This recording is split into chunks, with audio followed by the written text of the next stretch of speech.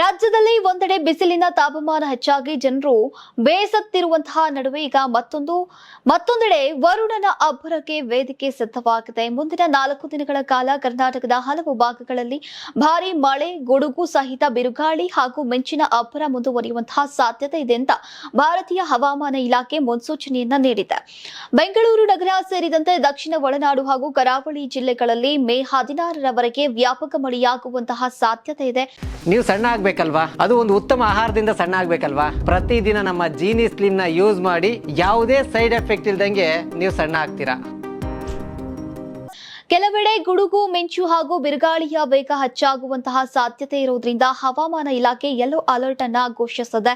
ಮಳೆಯ ತೀವ್ರತೆಯಿಂದಾಗಿ ನಗರ ಪ್ರದೇಶಗಳಲ್ಲಿ ನೀರು ನಿಲ್ಲುವಂತಹ ಸಮಸ್ಯೆ, ಸಂಚಾರ ದಟ್ಟಣೆ, ವಿದ್ಯುತ್ ವ್ಯತ್ಯಯ ಹಾಗೂ ಮರಗಳು ಧರೆಗುರುಳುವಂತಹ ಘಟನೆಗಳು ಕೂಡ ಸಂಭವಿಸುವಂತಹ ಸಾಧ್ಯತೆ ಇದೆ. ವಿಶೇಷವಾಗಿ ಸಂಜೆ ಮತ್ತು ರಾತ್ರಿ ವೇಳೆಯಲ್ಲಿ ಮಳೆಯ ಅಬ್ಬರ ಹೆಚ್ಚಾಗುವಂತಹ ನಿರೀಕ್ಷೆ ಇದೆ.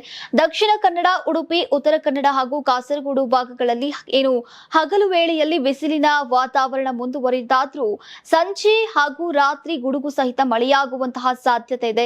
ಮೇ 14ರಿಂದ ಕರಾವಳಿ ಭಾಗದಲ್ಲಿ ಮಳೆಯ ಪ್ರಮಾಣ ಸ್ವಲ್ಪ ಕಡಿಮೆಯಾಗುವಂತಹ ಲಕ್ಷಣಗಳು ಗೋಚರಿಸ್ತಾ ಇವೆ. ಆದರೆ ಮೇ 20ರ ಸುಮಾರಿಗೆ ದಕ್ಷಿಣ ಕನ್ನಡ, ಉಡುಪಿ ಹಾಗೂ ಕಾಸರಗೋಡು ತೀರ ಪ್ರದೇಶಗಳಲ್ಲಿ ಮುಂಗಾರು ಪೂರ್ವ ಮಳೆಯ ವಾತಾವರಣ ನಿರ್ಮಾಣವಾಗುವಂತಹ ಸಾಧ್ಯತೆ ಇದೆ ಅಂತ ಇಲಾಖೆ ತಿಳಿಸಿದೆ.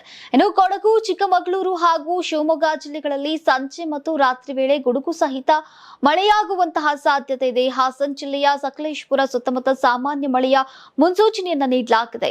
ಇನ್ನು ಚಿಕ್ಕಮಗಳೂರು ಹಾಗೂ ಶಿವಮೊಗ್ಗ ಜಿಲ್ಲೆಗಳಲ್ಲಿ ಈಗ ಮೇ 14ರಿಂದ ಮಳೆಯ ಪ್ರಮಾಣ ಕಡಿಮೆಯಾಗುವಂತಹ ಸೂಚನೆಗಳಿದ್ರೂ ಕೂಡ ಈಗ ಕೊಡಗು ಜಿಲ್ಲೆಯಲ್ಲಿ ಮಳೆಯ ವಾತಾವರಣ ಮುಂದುವರಿಯುವಂತಹ ಸಾಧ್ಯತೆ ಇದೆ.